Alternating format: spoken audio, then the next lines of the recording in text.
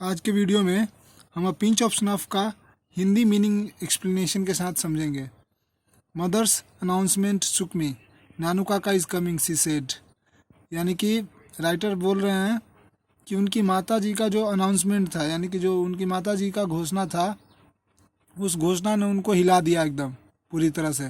जैसे बोलते हैं ना कि कोई ऐसा बात हो जाए हम अपने डेली जीवन में जिसके कारण हमें बहुत बड़ा शौक लगता है, तो बोलते हैं कि यार पूरा मैं हिल गया अंदर से। तो उसी तरह से तो नानू काका इज़ कमिंग ये अनाउंसमेंट है, और इस अनाउंसमेंट के कारण पूरी तरह से वो हिल गए राइटर। सी सेड, उन्होंने ऐसा कहा, यानी कि राइटर की माँ ने। Oh my god, I said, couldn't we send him a wire saying we are living that I am transferred और समथिंग। अब राइटर बोल रहे हैं, हे भगवान, क्या हम उन्हें एक वायर यानी कि संदेश नहीं भेज सकते हैं ऐसा कहते हुए कि हम लोग यहाँ से कहीं और जा रहे हैं, या मेरा और कहीं ट्रांसफ़र हो गया है, या कोई और बहाना नहीं बना सकते हैं हम? क्योंकि पता नहीं राइटर साहब को क्यों उनके जो अंकल हैं, मैटरनल अंकल नानू काका, उनसे बहुत एक तरह का डर है। पता नहीं, अब जब जैसे जैसे आगे चैप्टर चलेगा उसके बाद आपको समझ में आएगा। नो डियर, मदर सेड, नहीं प्रिय, या मतलब कि जो मतलब अपने बेटे को बोल रहे हैं कि नहीं बेटे, ऐसा नहीं हो सकता है। He must be already on the train, वह पहले ही मतलब कि ट्रेन पे बैठ चुके हैं। जो नानू काका हैं वो मतलब निकल चुके हैं घर से, ट्रेन पे हैं वो। बिसाइड्स, और इसके अलावा, she added reassuringly, he says he cannot stay here for more than 2 और 3 days। रीअश्योर का मतलब होता है दोबारा आश्वासन देना। तो दोबारा आश्वासन देते हुए, एल वाई लगा हुआ है तो ये एडवर्ब हो गया। तो दोबारा आश्वासन देते हुए उन्होंने कहा कि वो यहाँ पे ज़्यादा से ज़्यादा 2 या 3 दिन तक रहेंगे। ठीक है। What is he coming to Delhi for in this heat, मतलब हीट का मतलब यहाँ पे गर्मी। गर्मी के सीज़न में ये चैप्टर लिखा गया होगा, या मतलब ये जब घटना घट रही होगी उस समय गर्मी होगा।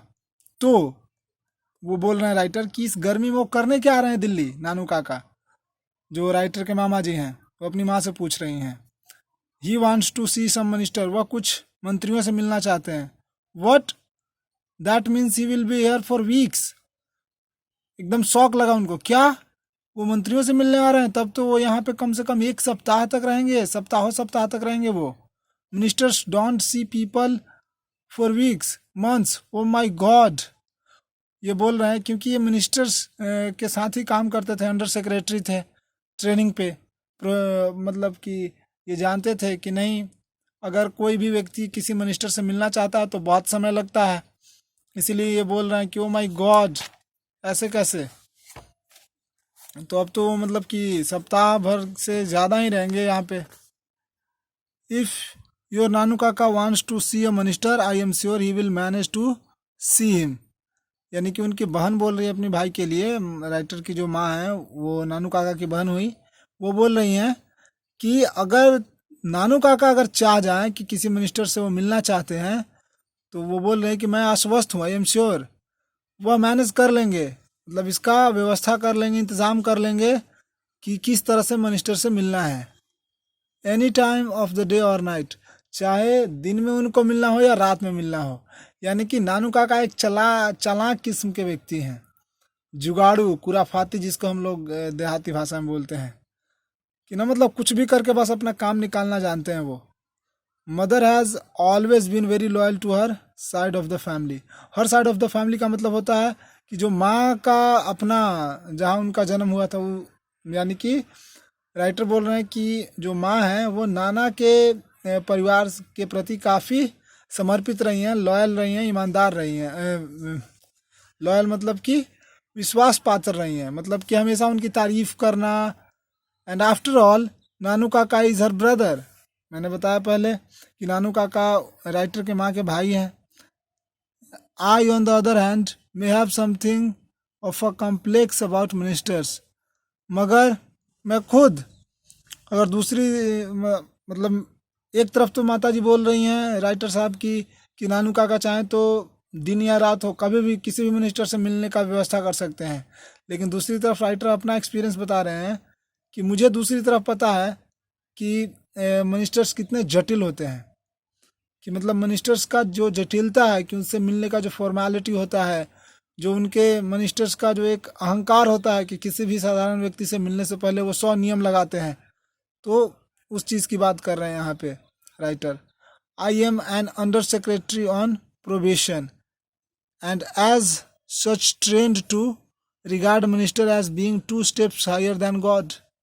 ये बोल रहे हैं कि मैं एक अंडर सेक्रेटरी हूँ और वो भी प्रोबेशन पे। प्रोबेशन का मतलब ट्रेनिंग पे, और उनको इस तरह से ट्रेनिंग दिया गया है कि उनको मिनिस्टर्स को ना रिगार्ड करना है, उनका सम्मान करना है।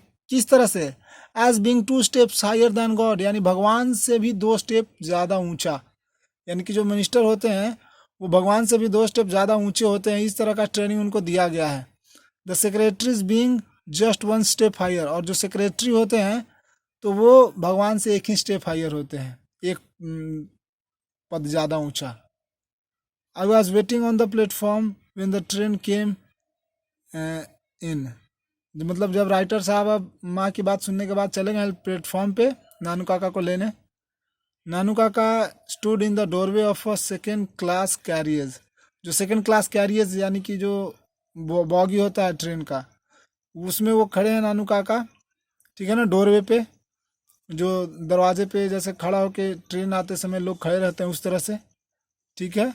और स्ट्राइकिंग फिगर, स्ट्राइकिंग का मतलब बहुत ही जबरदस्त चेहरा उनका, मतलब एक पर्सनालिटी।